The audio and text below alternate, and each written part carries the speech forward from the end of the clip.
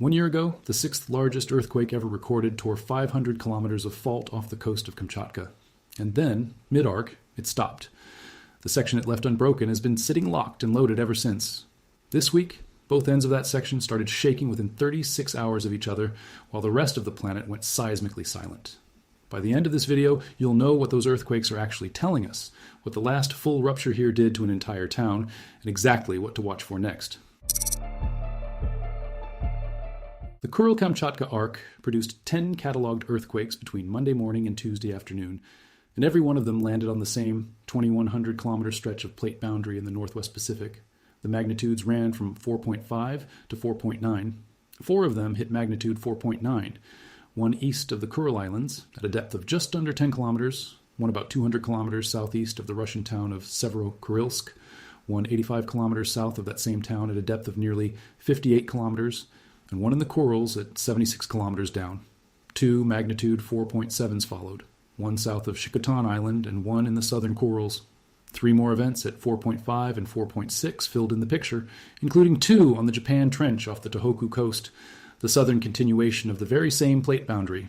None of these earthquakes on its own is news. A magnitude 4.9 on a remote oceanic arc breaks nothing and hurts no one. The Kurils produce moderate earthquakes routinely because this is one of the most seismically productive boundaries on the planet. The boundary itself is worth 30 seconds of respect before we go further, because its statistics are extreme even by Pacific standards. The Kuril-Kamchatka Trench marks the line where the Pacific Plate dives beneath the Okhotsk microplate, and the trench floor drops to more than 10,000 meters below sea level, one of the deepest places on the planet. The convergence rate runs 75 to 80 millimeters per year, among the fastest of any major subduction zone anywhere. That same engine feeds one of the densest concentrations of active volcanoes on Earth along the arc above it. And in the instrumental era, this single boundary has produced at least 3 earthquakes of magnitude 8.5 or greater, 1952, 1963, and 2025, with a magnitude 8.3 in 2006 close behind. Almost no other subduction zone on the planet can match that record. What made seismologists sit up this week was not any single event. It was all of them together, where they landed, when they landed, and what the rest of the planet was doing at the same time. Because when you plot these 10 earthquakes on a map, they do something that random seismicity is not supposed to do. They organize. The events split cleanly into 2 groups. The northern group clusters between roughly 49 and 51 degrees north, around the southern coast of Kamchatka and the town of Severokurilsk at the top of the Kuril chain. The southern group sits near 43 degrees north, around Shikotan Island at the bottom of the chain, and extends onto the Japan Trench off the Tohoku coast.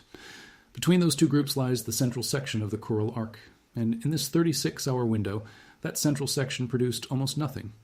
2 dense patches of seismic activity separated by hundreds of kilometers of near silence. If earthquakes were scattering randomly along the arc, you would not expect them to sort themselves into 2 tight groups with an empty middle. Random processes are clumpy, but this is not ordinary clumpiness, because the location of that quiet middle is not just any stretch of fault.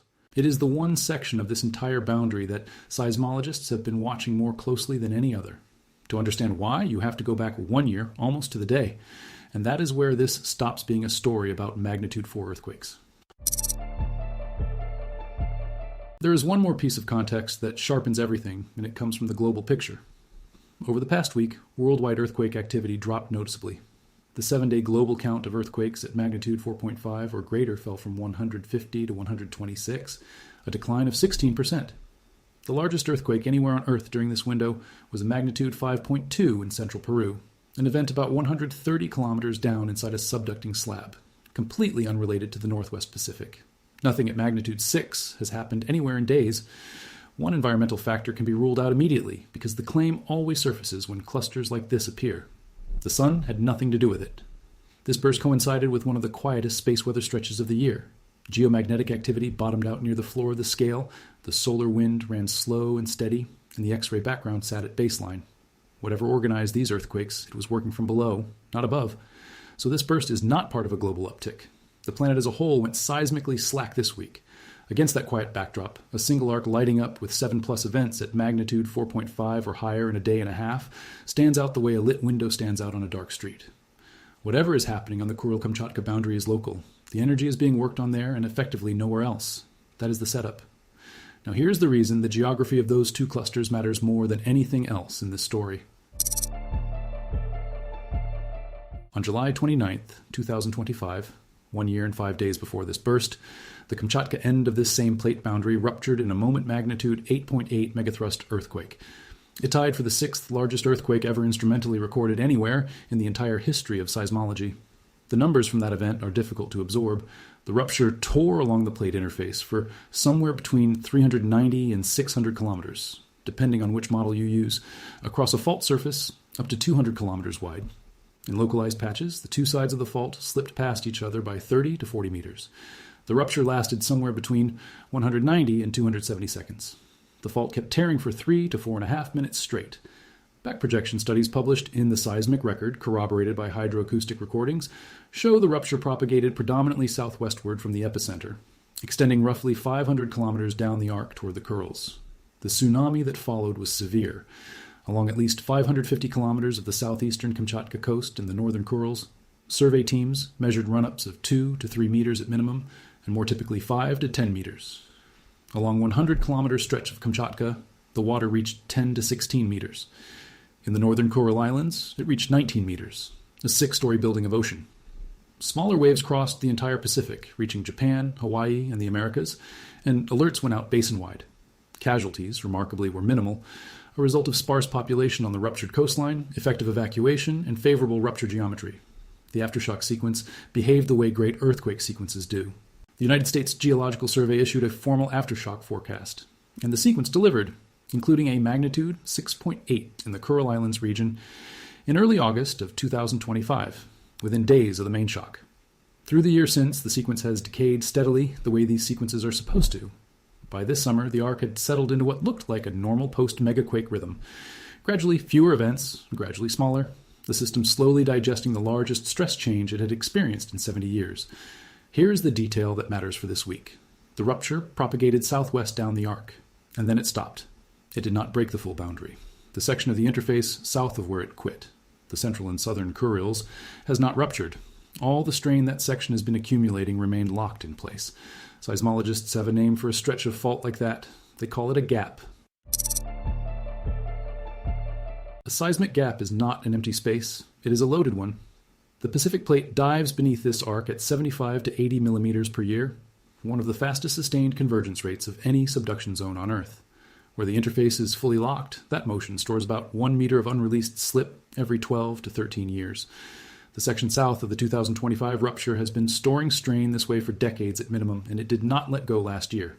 There is a second effect stacked on top of that steady loading, and it is the textbook consequence of every great earthquake. When a magnitude 8.8 releases centuries of accumulated strain along 500 kilometers of fault, the surrounding system does not relax back to normal. It reorganizes. The stress that the ruptured section shed does not vanish. A portion of it transfers along the boundary, concentrating at the margins of the rupture, beyond both ends. Seismologists call the mechanism Coulomb stress transfer, and its standard signature is elevated earthquake activity at the rupture edges for years afterward. One more point about timing belongs here, because it is the kind of detail that is either meaningless or meaningful and nothing in between. This burst arrived almost exactly 1 year after the megaquake, July 29th to August 3rd, 370 days. Nobody serious claims earthquakes keep anniversaries. A calendar? Coincidence is coincidence until proven otherwise, but the 1 year mark is roughly the time scale on which post-seismic processes, afterslip on the fault, slow relaxation in the mantle beneath it, continue redistributing stress along a boundary after a great rupture. A year out is not late for the neighborhood of a magnitude 8.8 to still be reorganizing. In that sense, the timing does not prove anything, but it fits. Now look at this week's map again with all of that in mind. The northern cluster sits at and just beyond the southern end of the 2025 rupture zone, exactly where transferred stress should be concentrating. The southern cluster sits at the far end of the unruptured section, where the Kuril arc hands off to the Japan Trench. The two ends of the loaded gap produced earthquakes in the same 36-hour window, while the gap itself stayed silent, and while the rest of the planet stayed quiet too. The fault system is sketching an outline, and the shape it is sketching is the one section of itself that has not yet failed. And the historical record of this exact arc says that outline deserves to be taken seriously. Subduction zones sometimes fail like a zipper. One segment ruptures in a great earthquake, and then Months to years later, the adjacent segment follows. The most famous case is Sumatra. In December 2004, the magnitude 9.1 Sumatra-Andaman earthquake ruptured and produced the Indian Ocean tsunami. 3 months later, in March 2005, the very next segment to the south failed in the magnitude 8.6 Nias earthquake. Same boundary, adjacent segment, 90 days apart. You do not have to leave the Kuril arc to find the same behavior. In November 2006, the central Kurils, the very section that sits between this week's two clusters, produced a magnitude 8.3 thrust earthquake on the plate interface. 59 days later, in January 2007, a magnitude 8.1 struck in nearly the same location, on a structure just seaward of the trench that had been loaded by the first event. One great earthquake manufactured a second great earthquake in under 2 months, on this same arc, in the middle section of this same chain. The 2006 and 2007 pair is worth a closer look, because the mechanism is instructive. The first event was an interplate thrust, the classic megathrust type, the two plates lurching past each other on their contact surface. The second was different, an outer rise normal faulting event, a rupture in the Pacific plate itself, seaward of the trench, where the plate bends before diving down. The first earthquake changed the stress on that bending region enough to break it.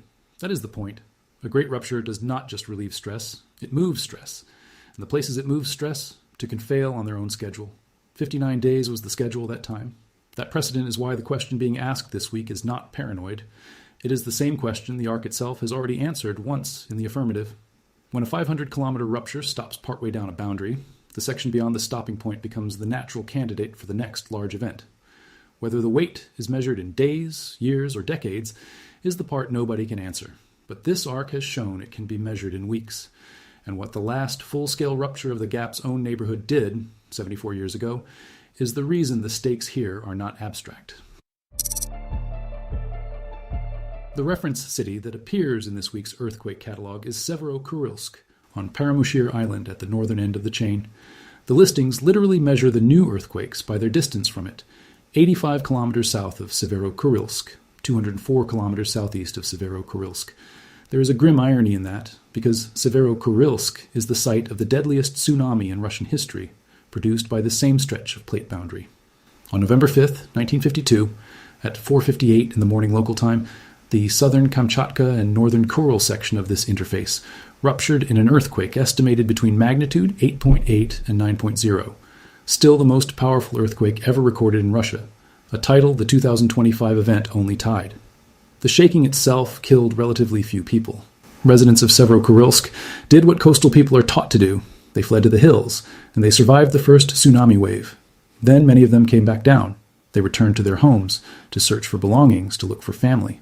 And the second wave, the largest of three, roughly 15 to 18 meters, caught them in the streets and erased the town. The details of that morning have been reconstructed from survivor accounts collected decades later. The first wave arrived roughly 45 minutes after the shaking, and it was survivable. Most of the town's population was already on high ground. The interval after it was the trap. Tsunamis arrive as a series, often separated by tens of minutes, and the later waves are frequently larger than the first. The people walking back down into Severokurilsk had no way to know that, because nothing in their experience or their government's public guidance had told them. The second wave came in at roughly 15 to 18 meters and moved through the town at the speed of a fast car. A third wave followed. By sunrise, the town functionally did not exist. The official Soviet death toll was 2,336. Modern estimates run far higher, commonly to 8,000, and by some estimates as many as 14,000. The reason for that uncertainty is itself part of the story. The Soviet government classified the entire disaster. There were no newspaper reports, no published casualty lists, no public record of any kind for decades. A town was destroyed and thousands of people died, and officially it simply had not happened. The true toll may never be known. Severokurilsk was rebuilt, partly on higher ground. 74 years later, the instruments recording this week's burst are measuring earthquake positions by their distance from that rebuilt town. That is what the full-scale version of this stretch of boundary failing actually looks like. It is not a hypothetical.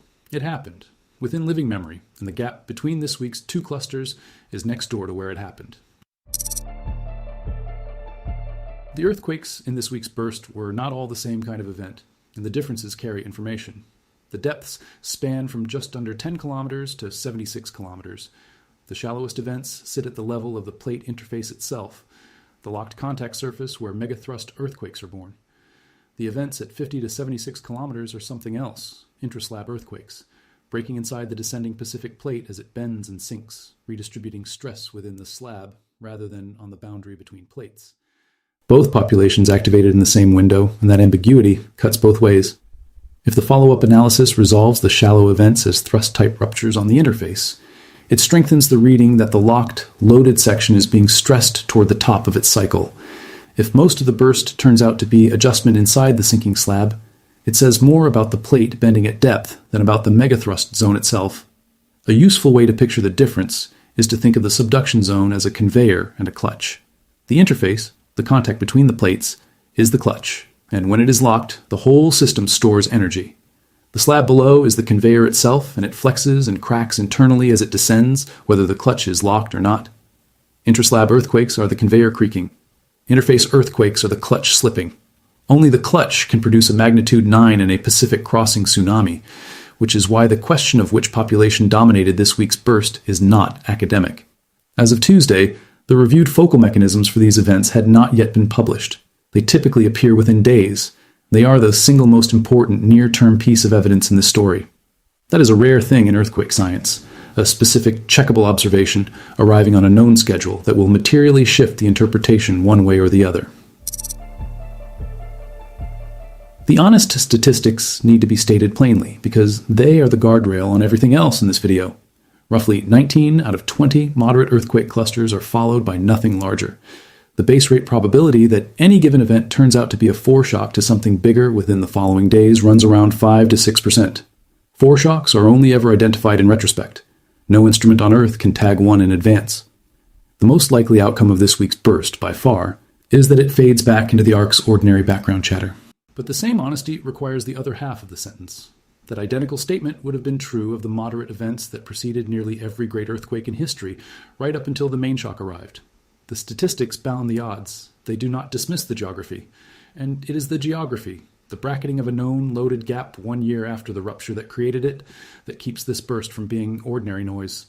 One claim circulating this week deserves a quick answer. The idea that agencies are hiding earthquakes, because seismograph stations visibly record more small events than the public catalogs list. The explanation is thresholds, not concealment. Remote oceanic arcs like the Kurils have a practical reporting floor near magnitude 4 to 4.5, and automated detections below review thresholds are not published until analysts confirm them. Different agencies apply different cutoffs, which is why one feed shows 3 events where another shows 1, and this arc supplies the definitive counterexample from both directions. In 1952, the government really did conceal a disaster. Sealed records, erased casualty lists, a closed state with no outside data.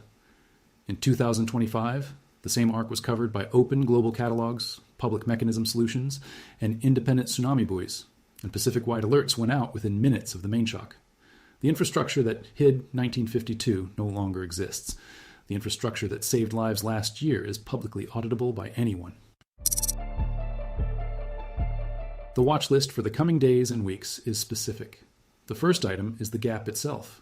The signal that would materially change this picture is an earthquake of magnitude 5.5 or larger, with a thrust-type interface mechanism located between the two clusters. In the central Kurils, that would mean the quiet section is no longer quiet, and that stress is being worked on inside the gap rather than only at its ends. As of Tuesday, the center remains silent. There's a hard number attached to that first criterion, and it comes from the loading math.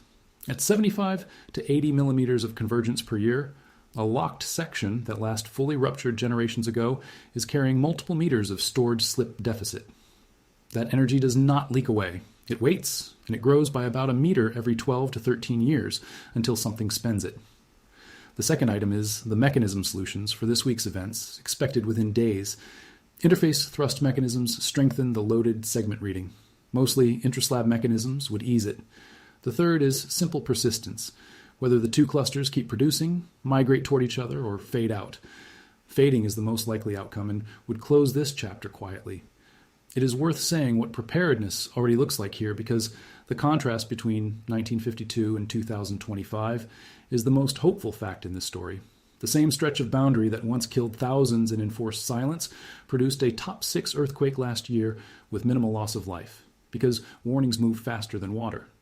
If the gap fails, this year, this decade, or 50 years from now, the tsunami will be measured in meters, and the response time in minutes. And the difference between those two eras is the open monitoring network watching this arc right now. Our video from June 19th covered the Kamchatka doublet that shook the same coastline, and our video from July 21st covered the volcano this same subduction engine keeps fed on the peninsula above it. The arc has been sending signals all summer. This week, for the first time, the signals drew a shape. 2 clusters of earthquakes standing at either end of the last unbroken section of a boundary that has already shown the world twice what it does when it breaks. The mechanisms publish within days. The gap either stays quiet or it does not. We are watching either way, and you will hear about it here first.